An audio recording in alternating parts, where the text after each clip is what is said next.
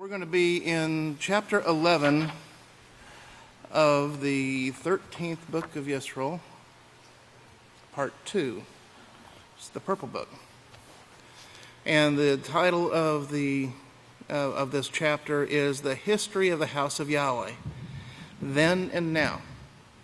And it says, "Eat and rejoice." Yahshua said to them, "Come and eat." Yachanan 21:12. And this is from the Feast of Tabernacles, not too terribly long ago, 9/21/2013. And after Pastor's greetings here on page 105, he starts off over here in verse 2 on page 106. And he shows here, he says, everything is so beautiful today at the house of Yahweh. And it's such a mess, it's such a messed up mess in this world. And there's such a contrast to what we see here in the house of Yahweh as opposed to what we see out in the world.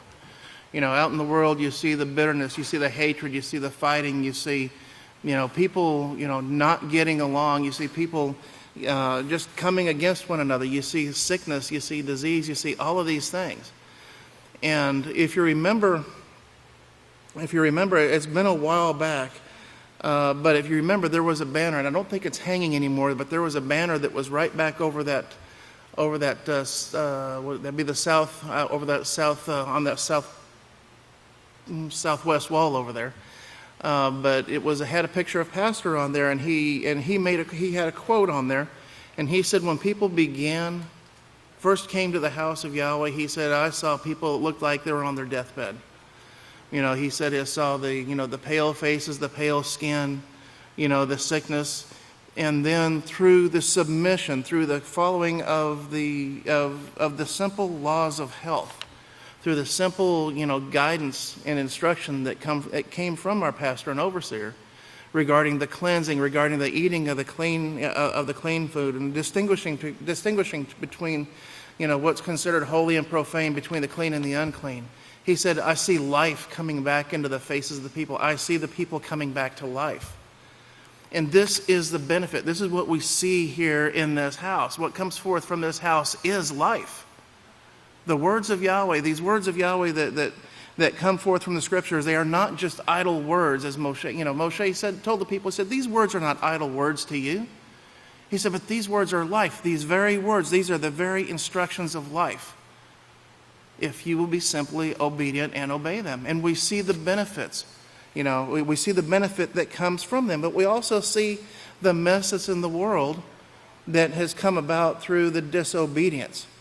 But, Pastor, he shows here, he says, but of course, this world is going to be part of us one of these days, and approximately 2 billion people are going to be coming into Yahweh's house once they decide, to grow up and stop acting foolishly, and once, I think is how he put it here, but they're eventually going to repent and come to learn what we have come to learn.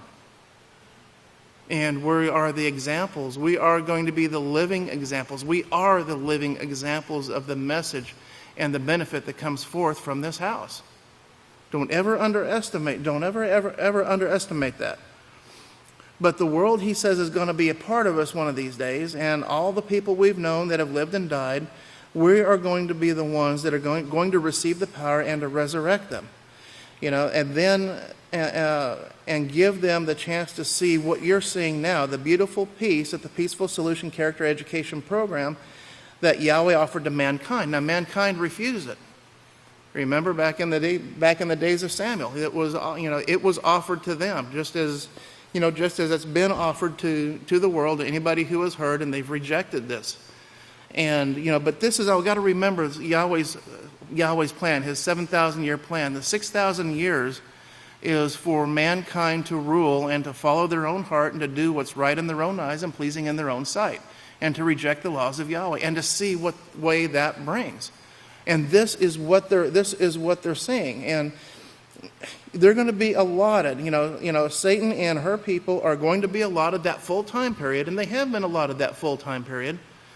And that is going to be for the sole purpose, as if Yahweh were to step in, Satan would always be able to say, well, my way would have worked had you not poked your nose in it.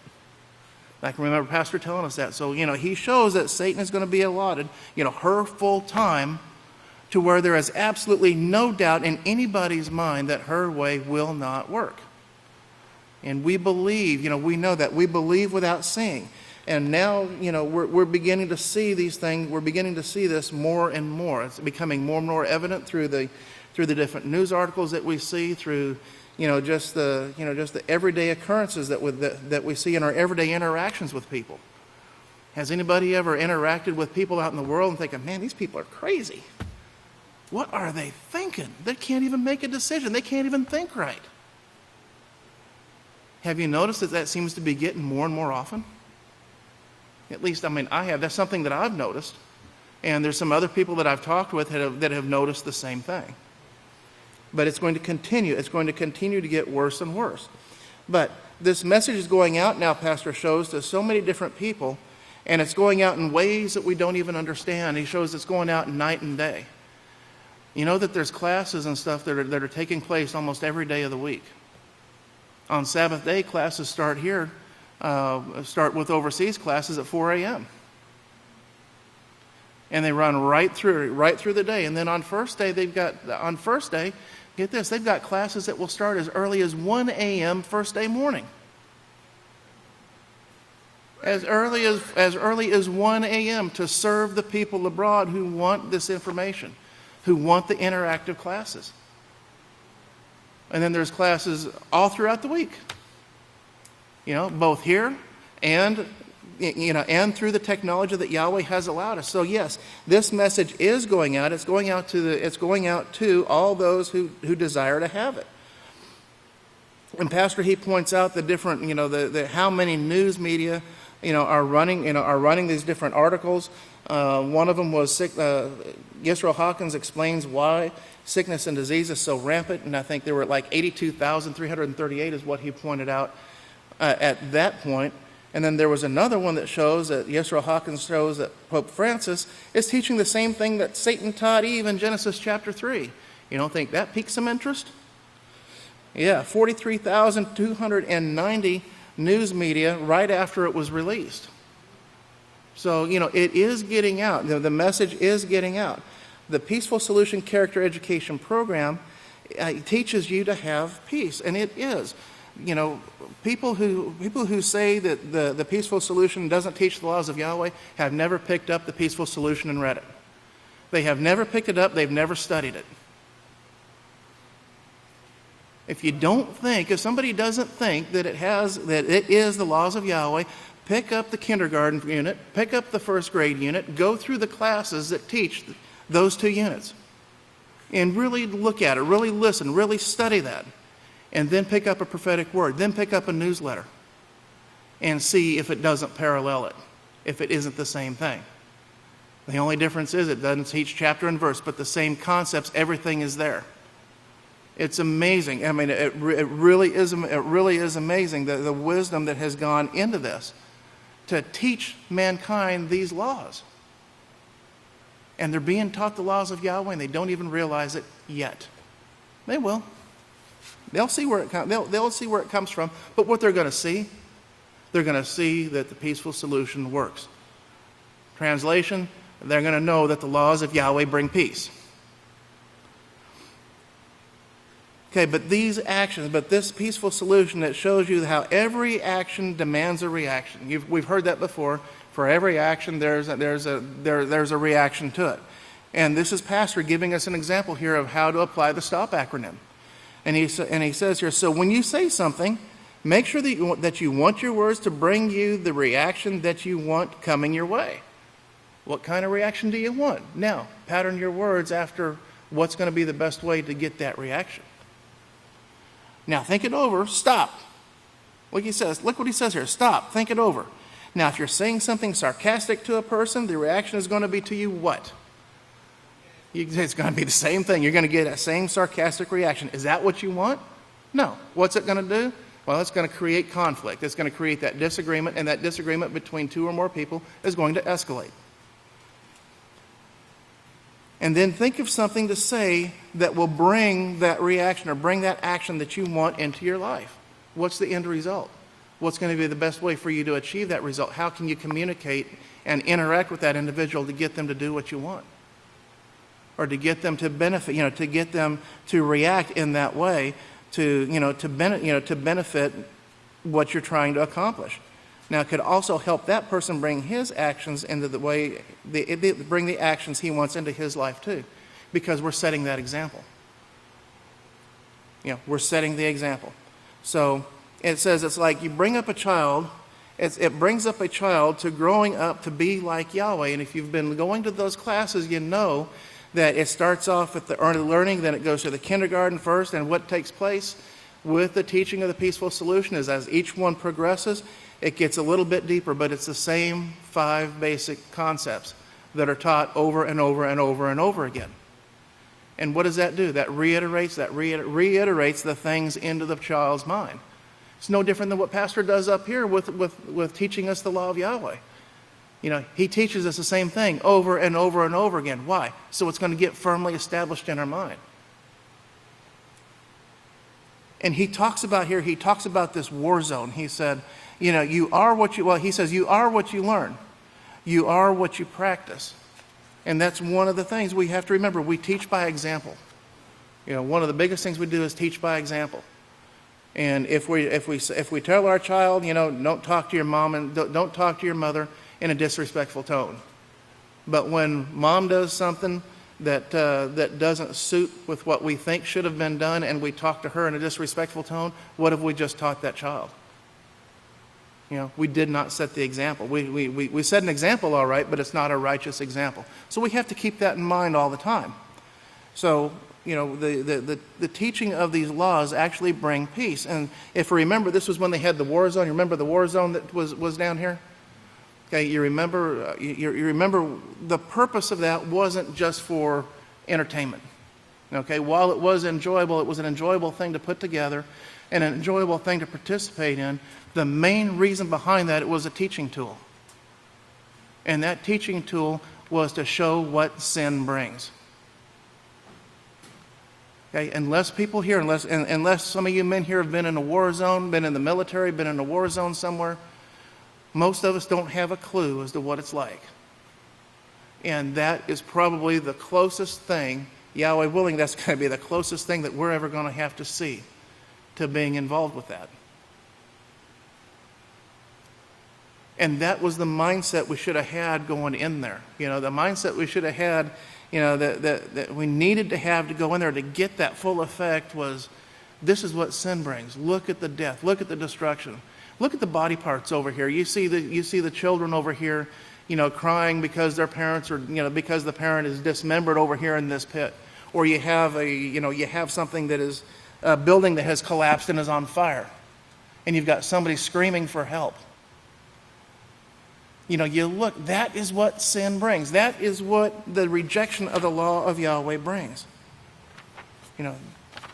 And that is the point. And that was the point of that, was to kind of bring that home, to give it a reality, to illustrate that point.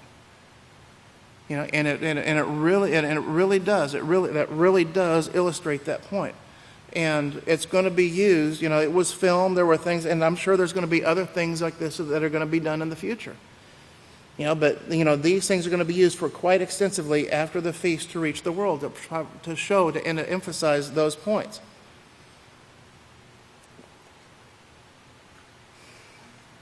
Now, Pastor, he shows here on page 108 and verse 15, he asks that you make the feast. I ask that this feast, that you try to make sure that your children enjoy the feast, but of course in righteousness. And he says, not in sports activities, stupidity.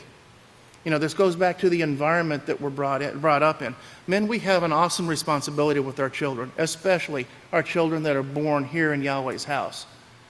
Our children that are born here in Yahweh's house, they don't have to experience the foolishness and the stupidity that's out in this world. They don't have to be exposed to that. And it's our job to protect them from that so that they don't have their minds clouded with this foolishness. So they don't look at something and say, wow, that looks like that might be interesting. That, they're laughing. These people are laughing over here doing this. It looks like that should be fun. Maybe that's what fun really is. It's all about perception. It's all about it's about the perception. You look at Genesis chapter 3. In Genesis chapter 3, in the beginning there, where Satan, goes to Eve and she says, "Has Yahweh indeed said that you shall not partake of this way of life?" And then Eve's answer was, "Yahweh says that we're not to partake in this way, partake in that way, because it's evil, and in doing that, we are going to, we will begin the dying process." And then Satan puts that out there. "Well, you're not surely going to die. Look how much fun it is." You see, Eve was fine. Eve didn't have that perception that was fun until somebody put that in front of her. And you see the damage that was caused by that. We have the same obligation. We have the obligation to protect our children, from that.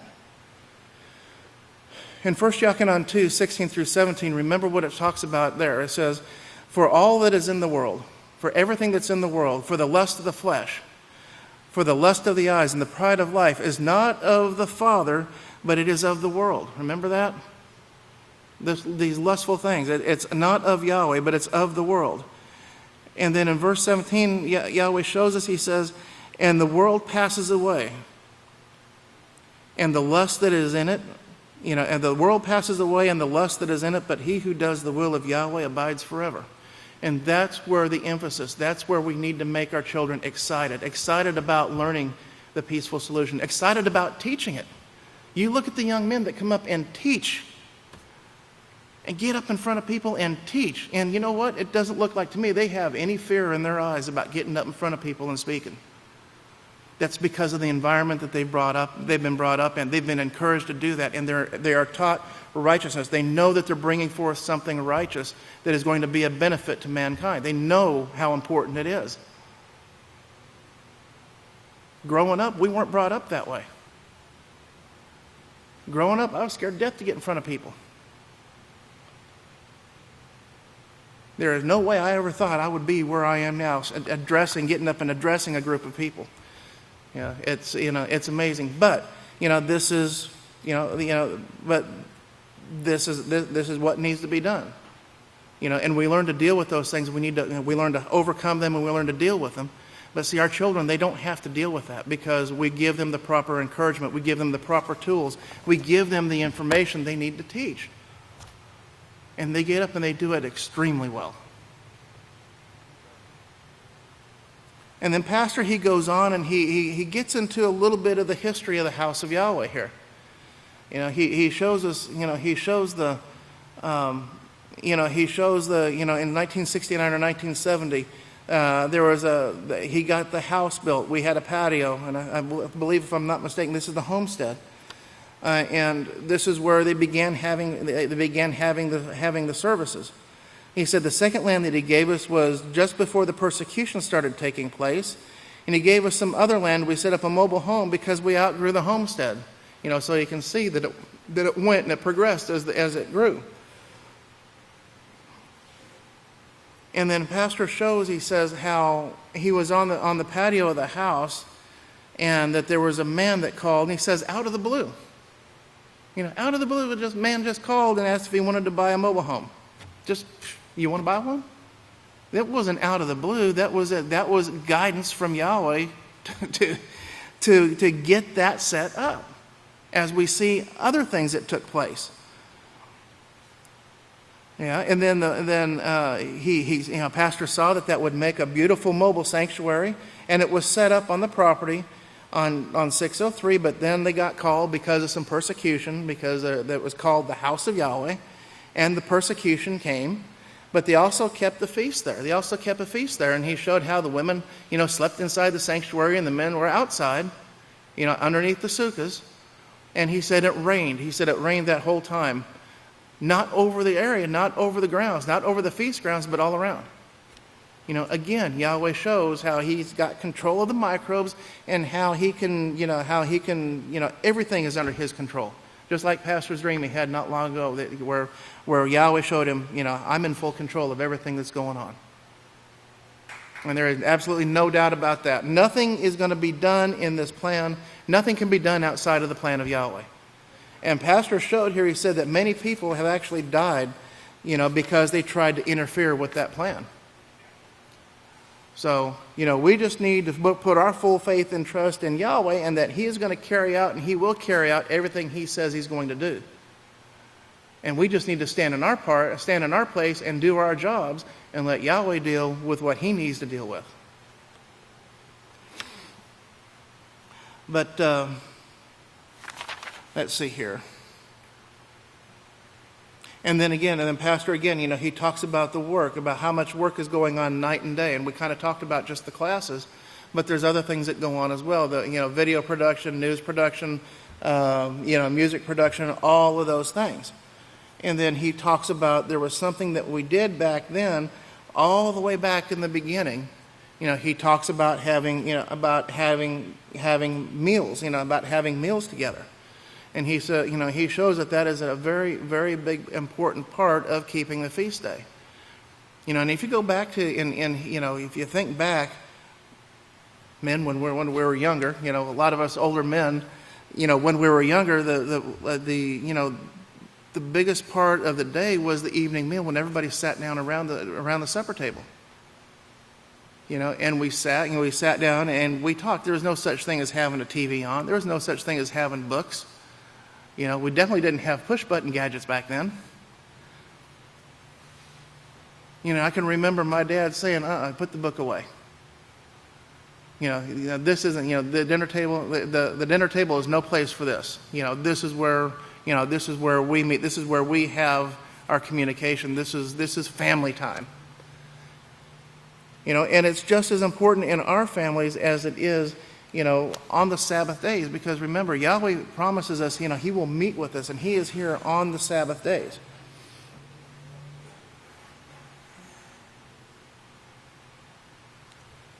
But he showed that actually wound up stopping for a little while, and it was simply because they grew too big. And then Yahweh, once again, He blessed us with the ability to actually be able to do that. And it's, you can see the importance of it because Pastor makes sure, that throughout, on the feast days, at least once during the feast, we have a community meal. Everybody comes in and sits and eats as a family.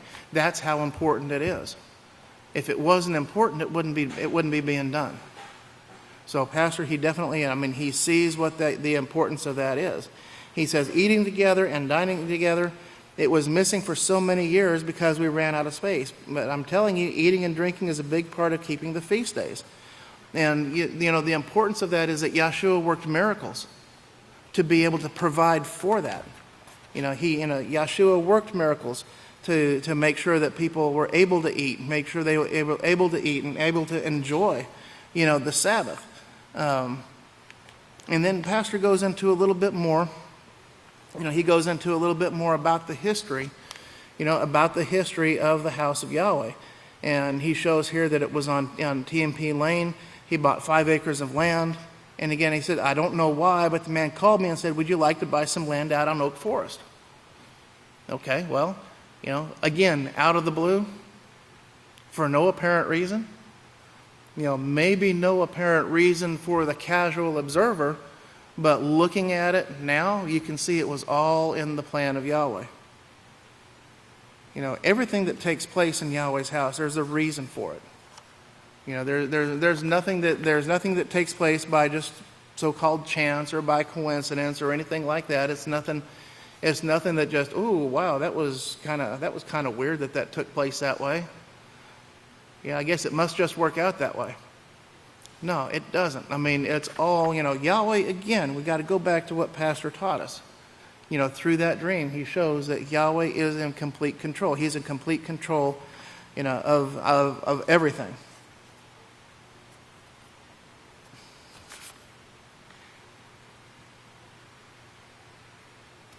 One thing I forgot to cover back over here when we were talking about this mixture of this righteousness and evil that was presented to Eve, and how we're supposed to, teach righteousness. Pastor, he makes a comment here and he shows, again, this goes back to what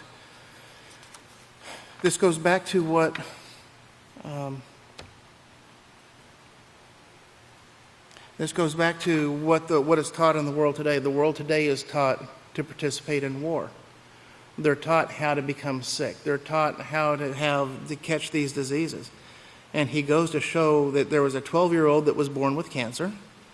You see people that are, children being born without hands, half their brain, with no lungs, sometimes no limbs. The deformities, it's just sorrowful here. It says it's heartbreaking to see, but this is what Yahweh allowed mankind to choose. Remember, Yahweh doesn't force people to choose righteousness, right? Does he force anybody to choose righteousness? Does Satan force anybody to choose evil? No, but there's influences. Satan has influences that she allows, that she will put before the people. But the people still have the decision to choose between right and wrong, between righteousness and evil. And just as it was in the days of Moshe in Deuteronomy chapter 28, where Moshe is explaining to the people, these diseases are going to come upon you and they're going to pursue you and they're going to kill you simply because you weren't obedient to the law of Yahweh. The people, they had that instruction. Not only do we have that instruction, but we also see the results. We see the end results and the ultimate results of that through the news articles and even through seeing the people, seeing people every day, that do have these things. And that's that tree, that mixture of righteousness and evil. And Pastor says, well, when you all get ready to repent, just let me know. The world is going to have to experience some pretty horrific things. I mean, they've gone through and they're going through some pretty horrific things right now. And the scriptures show that it's going to be worse. It's going to be that time of trouble such as never has been before and will never be again. We haven't seen the worst of it yet. The worst of it will be coming. But, Pastor has told us we don't need to fear these things. Do not fear nor be afraid. Don't fear, don't be afraid. Just like Yeshua ben Nun was told. Don't fear, don't be afraid. We have nothing to be afraid of. When we're completely obedient to Yahweh, we abide, we follow under that shadow of protection. And this is this is the protected place. The history of the protected place here, from the mobile sanctuary, from the homestead to the mobile sanctuary, to even moving out to here, out to Clyde. And one of the last things here that's mentioned on page 111, after the area around the south office, where the south office and the south gate and stuff were purchased, there was a man that owned the 44 acres up here, where this sanctuary is situated right now. And he asked if Pastor wanted to buy that land out there. I mean, Yahweh's hand is in this all over the place.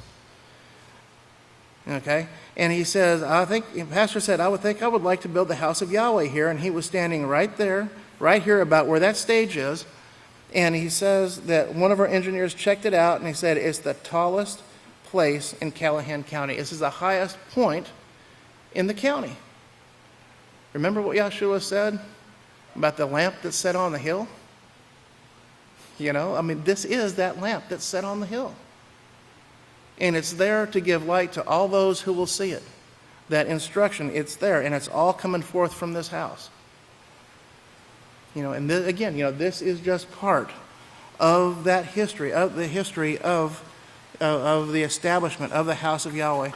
And Yahweh willing, we'll get through the rest of that this evening. But my time is up, so may Yahweh be with you and bless you. And if everyone will please stand, I'm going to turn it over to the next teacher, the great Kohan Betsael Hawkins.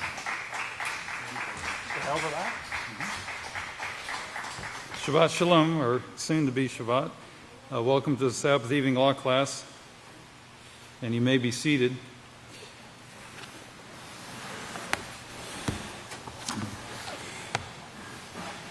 We're going to continue our lesson here on page 112, chapter 11 of the 13th book of Israel, part 2. Now, what I want you to see here is the setup that's taking place with Yahweh's planning for the house of Yahweh to be established in the last days. And these words right here you can consider like a theme for this sermon. I want to show you how Yahweh works. And this is what I want you to keep in mind, how Yahweh is always working with His plan, bringing His plan and His people forward and fulfilling His prophecies. Now, we were just talking about the setup here, and if you'll imagine in your mind for a moment, like you're looking at a map, this 44 acres basically is like a box. And at the top of the box behind me is north. You children have been learning your compass directions. And behind us, towards the parking lot, towards the south office, is south. And now, after all these years, I finally, with this help here, I've put this together a little bit. One day I was up in the corner, the northwest corner of the campgrounds, doing something, and I noticed there was a big pile of debris up there, and it looked like what once was a road. So I asked one of the longtime members here, I said, what's the situation back there? And he just said, well, there were some issues, the neighbors did something, and that was about it. And I really never understood. Well, behind me toward the north, about a quarter of a mile, is Road 258. Now, we're familiar with Road 254, which is down south of us, that we come in on the pavement to get to Oak Forest and then come down to the House of Yahweh. So what had occurred at that time, up here to the north in the corner of the campgrounds, there is actually a road, a right-of-way, that goes through other people's property, private property. That's called an easement, and it went out to 258. So you could come in on that road, down this private road that we had right-of-way to, which is common practice. And so this area here would be what they would call landlocked, unless access were allowed through other people's property like that. And that's customary, that's very common, especially in Texas, where you have so many properties scattered about like this. Well, a brother and his family, who's still with you today, were here at that time. And just as today, they then were likable folks. But the neighbors didn't have a problem with them. They had a problem hearing the name of Yahweh. And so as soon as they got wind that something was taking place out here to dealing with the name of Yahweh, to build up Yahweh's house and build up His name, they brought in the bulldozers. They built up a pile of stone and wood and dirt and blocked it out. Well, the power company needs to get in here to do their work, and they were blocked too. So they had the conversation with Pastor. And he said, well, because Yahweh had already set it up. There's this odd little 5 acres of land, this wedge-shaped piece of property from the south office out to the main gate. Yeah, a little awkward little wedge of land that nobody wanted, apparently, and didn't amount to much. And Pastor said, well, we have that connect us out to Oak Forest. And so they volunteered to bring their equipment in and bring a road through there, which they did. And so that's how we gained access to this property lawfully, and there wasn't anything the neighbors could do about it lawfully, other than just persecute us. So that's how things got started. Now, if Yahweh hadn't been thinking or planning ahead for that situation, we'd be on our own. We'd be stuck probably in the courts for years, because the courts don't take too well to the name of Yahweh either, as we've found.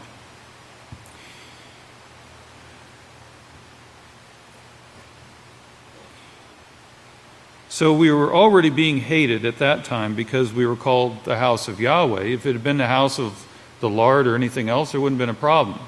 But the name Yahweh, that's what they come against.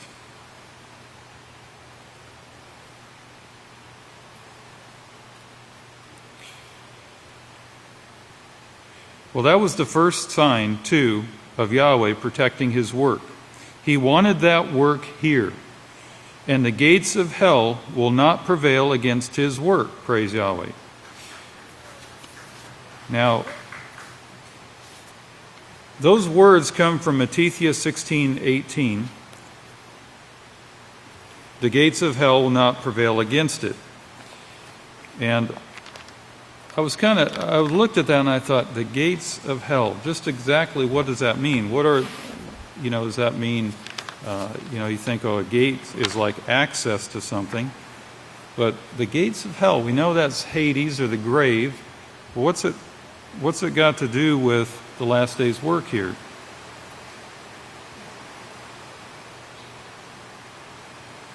Now, from the book of Yahweh, verse 18, verse 16, Simon Kepha answered and said, he was asked a question, and Yeshua said, "But who do you say that I am?" And Simon Kepha answered and he said, "You are the Messiah, the Son of the living Father." And Yeshua answered and said to him, "Blessed are you, Simon, son of Yonah, for flesh and blood only has not revealed this to you, but my Father who is in heaven. And I also say to you who are Kepha, his name means rock." What a coincidence, huh? "That upon this rock, Yahweh unity, I will build this house, the house of Yahweh, and the gates of Sheol, or the grave, or as the King James puts it, hell will not prevail against it." And you can read in a side note some of the work that went into this scripture here.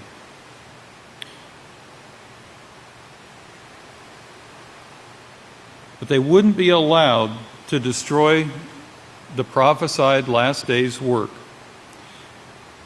being established for a purpose and a reason. Now, this word gates is in the Greek 4439. It means walls of a city, palace, town, or temple. A prison, likened to a vast prison. Do you feel like you're imprisoned in this world sometimes? If you've ever spent any time in prison, you know exactly what this is describing, the feeling of that.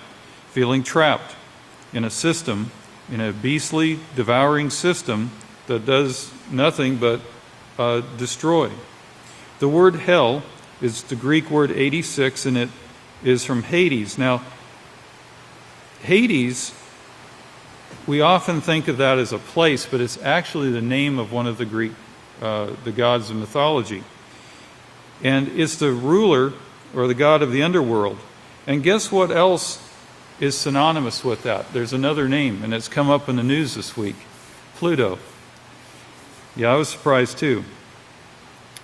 To go or be thrust down into the depth of misery and disgrace. And what better describes the state of this world today? There's nothing from Satan or this world that's stronger than Yahweh and his laws. And they will not be able to prevail against. To prevail against means to be strong to another's detriment. To prevail against or overpower. This is what Yahweh is not going to allow with his work.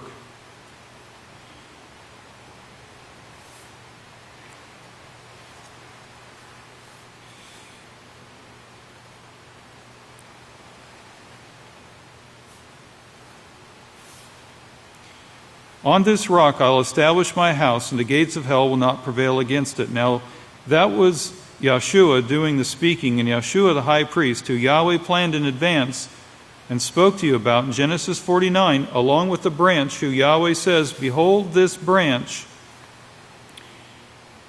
now, because he's the one who's going to build a house. Well, lo and behold, on 44 acres, the house of Yahweh is built and sitting here." And so it was built, a large building for us at that time. Couldn't even fill it up with the number of people that were here at the time. And along with that, Pastor noticed that we didn't have the Sabbath meals like it was described in the Scriptures. And we have examples of this, especially of Yeshua feeding the multitudes. And we could see something's lacking. And it's not enough just to have people volunteer to bring meals and things, because the food supply must be guarded. In the world, you probably know the expression that invokes a God's name about bringing your own pots and just taking your chances, right? But that's not the proper way to do it. Yahweh is very specific in how to serve one another, how to fill these positions, how to keep the food supply guarded and keep it clean according to His laws, and prepare that and present it to the people. We recognize these as holy offerings because they're prepared according to the law. And that needs to be guided under the priests.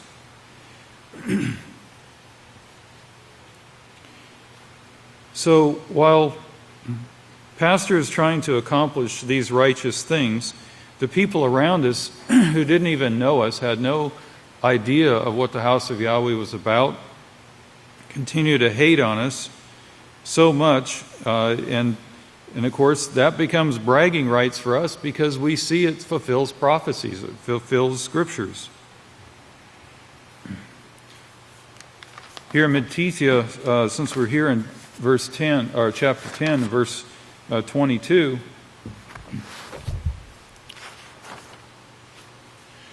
And you'll be hated above all men for my name's sake, but he who endures to the end will be saved.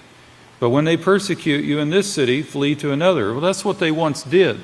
But there's come a time in these last days where we can't flee anymore. Yahweh has set us down in this place to make our stand in the last days and to bring forth perfect righteousness. In Matthew 24, verse 9, the last scripture was hated by men. Verse 9 covers all peoples. Then they will hand you over to be afflicted, and they will kill you, and you will be hated above all peoples for my name's sake. And we have this proven with surveys and in the courts, stated that people who don't even know us, who have no cause to hate us, no cause against us, have this worked up in their minds that we're worthy of being hated. And most of that is because of the deception that's been put in their minds about the name of Yahweh and His laws.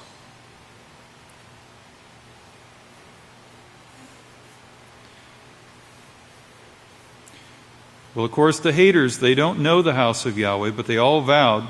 We were hated so much, these people on Oak Forest, they all vowed not to sell their property to any member of the house of Yahweh, but, money speaks loud enough, I guess, that they've eventually folded on that. Nobody else wanted to be close to Yahweh, so I guess that makes sense. But Moshe said, rather, Yahweh inspired Moshe to say, go and seek the place. Now, he was talking future, of course, and Moshe was writing books to guide Yahweh's people, and he was talking future. He said, seek the place that Yahweh chooses to place His name, and there you must go.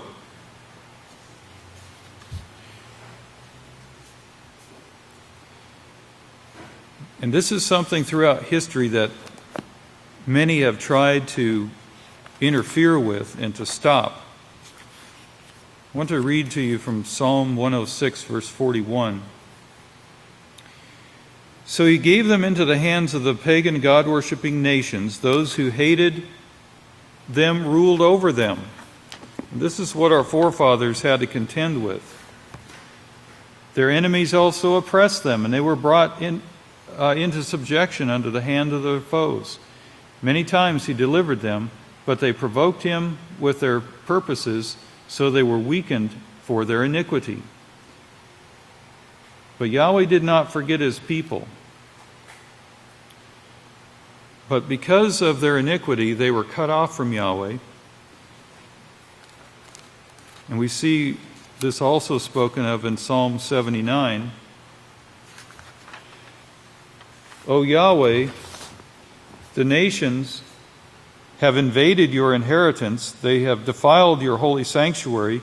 They have laid Jerusalem in ruins. Well, we see this as a part of history. And after Yeshua was gone, they were driven out from their lands. They were completely destroyed. And it's just like it was said to Cain in Genesis 4. Cain said, this is more than I can bear. I'm going to be a vagabond, wandering throughout the earth with no rest. But as it says in Isaiah 2:2, in the last days, Yahweh's house is established again. After wandering about and being persecuted and driven out of their lands, it once again, for the last days, is established.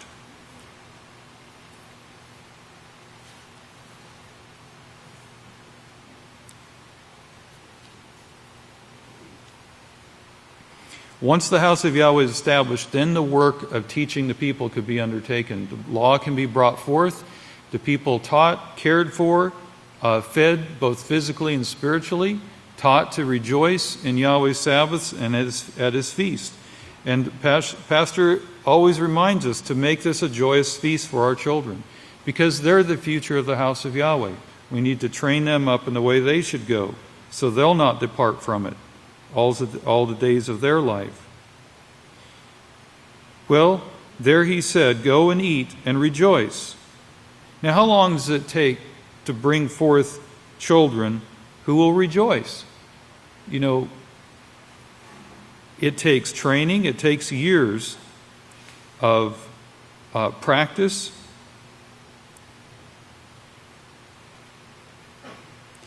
You remember that Solomon set a great example of this, and just tremendous amount of work that went into preparing for the feast, bringing forth the crops and butchering of the animals to feed the people. It was a huge and beautiful thing in the feast days of Solomon, and the people did greatly rejoice in that time. And Yeshua fed thousands, 5,000 in one event and 7,000 in another. But do you remember how many showed up to receive of Spirit Holy? It was only 120. So it's under great difficulty that this righteousness is brought forth. It takes a lot of zeal and diligence and effort and long-suffering. They might have come there to eat food, but how long does it take to eat a meal? And what comes next?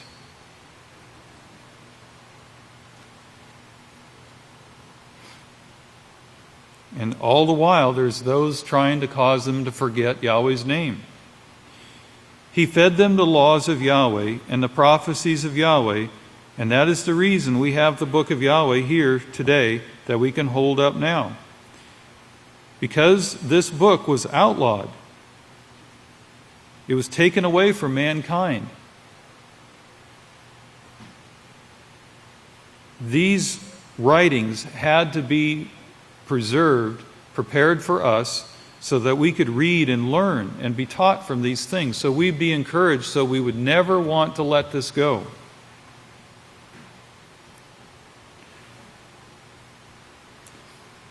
As we just read a moment ago, there in Psalms, Jerusalem laid in ruin, and this is what was spoken of in Daniel 2 through 7 in 70 CE, when the religions of Daniel 2 through 7 that are shown here, those religions decided they'd not operate on Mount Zion. They destroyed the temple, and they moved their operation to the hills of Rome and set up their church that doesn't have a name. It's just universal. Universal what? It's universal deception is what it should be called, because they've got the whole world deceived. And we see that Satan is a party to that, who deceives the whole world. Universal is not a name. It just tells you it's geographic. It just tells you it's universal. It's everywhere. But they changed their names then from Pharisees to Sadducees. Different groups splintered off, Essenes and Herodians. And each one had they all had their similarities, but they each had their own particular peculiarities too, their own particular interests. They had all this God worship that they had on display there in Rome that they gladly invited everyone to. But they knew they couldn't operate where they were operating because of the message that Yeshua put out to these people that he fed. He made them feel great. He gave them hope. He gave them, something tangible that they could practice in their lives that would bring peace, and then explain to them that they could have this peace forever as the kingdom of Yahweh if they would just endure righteously, endure to the end. He fed them spiritual food and physical food as well. But like I said, how long does physical food last? It's a temporary thing that comes up 2 or 3 times a day maybe. In Matthew 25, we see, and 25:37, we see 5 things offered to mankind here: food, drink, clothing, care for the sick, and to remember those who are imprisoned. Because they were asking Yahshua, when do we do these things for you? He said, if you've done it to the least of these. Now we know where to get food and drink. We can get that pretty easy. And clothing. And the sick, we can find them too. And we pray for them daily. And our hearts go out to them, and we care. And we suffer when they suffer. The imprisoned. We know our brothers who are in prison. And to a limited degree, we can visit them personally, but to a greater degree, then we visit them through the media, through the books and booklet, whatever can get to them.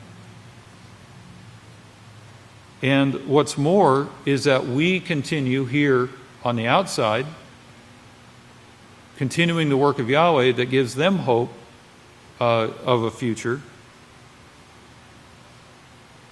Once again, we're keeping the holy Sabbaths, actually holy now, right now, in the house. And it's very important that this continues because it gives hope to all of those who are imprisoned in foreign lands and every place. It's important that they see the prophecies fulfilled, the scriptures fulfilled, because it gives them hope that their troubles is temporary, that eventually Yahweh's plan will succeed completely and they will be set free.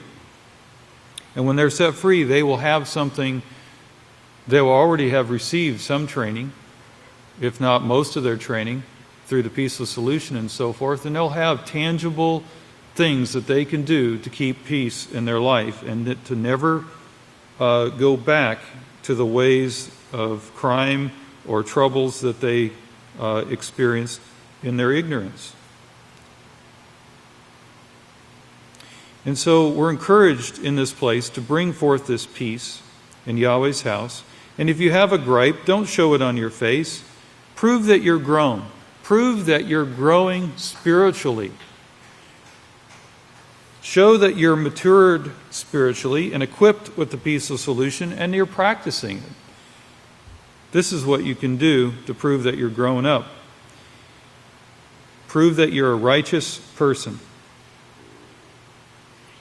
If we have gripes, take it before Yahweh and ask Him to open your mind and your heart to receive understanding so you can understand what's going on, because it's not always obvious with Yahweh what He's performing. Why did you go buy that piece of land? It's odd. No, that land will never be worth anything. How much is it worth now? Would you sell it to anyone and let them block it off again? No way. Not even. Make the feast pleasant by your pleasant attitude for your families. That's most of it. That's mostly what people desire, is to be at peace with those around them. That's what makes the feast joyous. If everyone left and the house of Yahweh still stood here as a building, no joy in that. But you bring the people in and they rejoice, you have all kinds of rejoicing. All kinds of pleasantness. They'd rejoice in service when they were here. The physical food that we receive is great rejoicing and great fellowship. But the physical food isn't all there is. We must have the spiritual as well. That's what makes the big difference. And Pastor could see the need for that. And he set about planning and working to prepare that.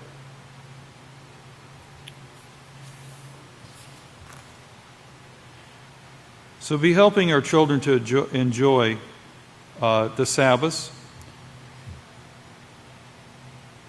and remind them that this is the protected place and what brings joy in this place. And when we see the times of trouble, we see the wars and the hatred going on outside, it's important that we make that distinction to understand how this place is different, how we are different in what we are learning and the opportunities we have here.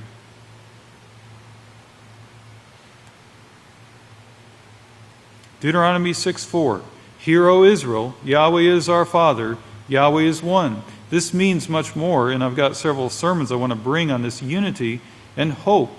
Hope to bring us out of this sin-sick world as we come out of the world to keep the feast.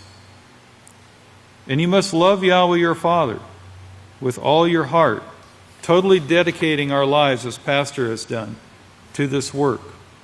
Because we have a forever position here in Yahweh's house, and the only way you can go is up from here unless you quit. I want to read something to you from the February 2011 Prophetic Word magazine. It's got the two witnesses on the cover. Pastor says here on page 23, now if you become a part of this work, you will be tested. You'll be tried. I'm speaking to everyone who's hearing this and to the scholars who are truly wanting righteousness and wanting truth. You can't deny what I've said here, and if you'll study it closely and use the books that I even mentioned, you can't deny what I've brought you here this day. In Yeshua's words, notice what he lays upon you here. Anyone called in this time period, there is a test for you, and that is Matthew 24:13. But he who endures, not he who leaves, but he who endures until the end, in this lamp, in this light, in this house, the same will be saved. This message here is going out to all the world as a witness by the witness. These laws are what's going to bring peace, and they will learn war no more. These laws, but you've got to put it in their minds. It's got to be taught diligently. And this is what we're doing now through the Peaceful Solution character education classes.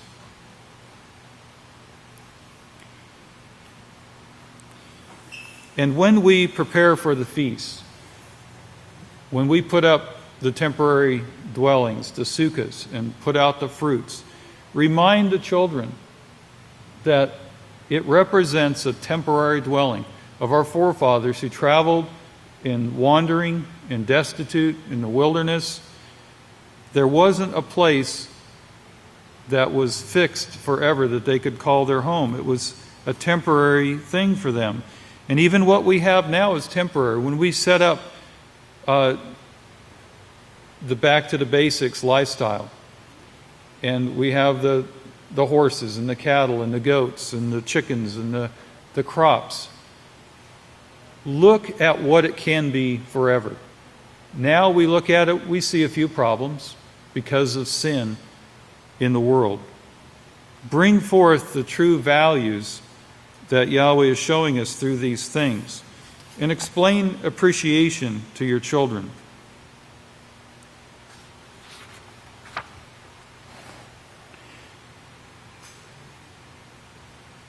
While we're here, set our sights on the kingdom and let us have nothing to do with this world. Be thankful that Yahweh has set this house up, and the gates of hell won't prevail against us. May Yahweh bless you. And Pastor continues to remind us and teach us this love of Yahweh that is unsurpassed and brings true fulfillment, peace and joy and health forever. So may Yahweh bless your understanding.